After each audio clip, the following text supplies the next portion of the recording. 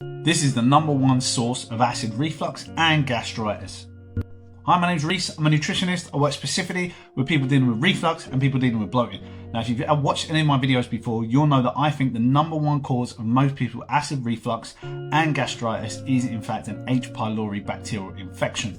Quick recap, that bacteria sits inside the walls of your stomach, kind of screws itself in there and releases an enzyme that effectively reduces your stomach acid so that when you eat food, you don't have enough acid to digest your food. And for some reason, who knows why, it pops up acid into your esophagus and causes you problems. But it also causes gastritis. And even if you kill the bacteria, you can be left with a gastritis after.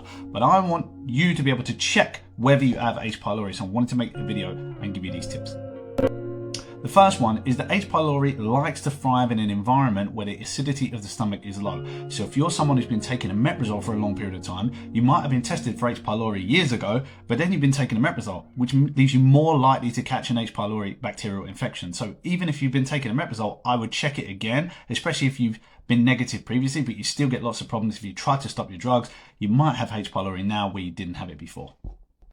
The second one is if you are taking omeprazole and you get a test for H. pylori, then it may give you a false negative. What that means is, for some reason, when you're taking omeprazole, it doesn't show up that you have H. pylori. So speak to your doctor. I think you need a couple of weeks off the omeprazole in order for you to take the H. pylori test to see if it's there. And the final one is that I would use a breath test or a stool test to test for H. pylori. I would not use a blood test that tests for antibodies, okay? Hopefully that's helpful for you guys. I make tips here every single day, so please follow along so you don't miss out.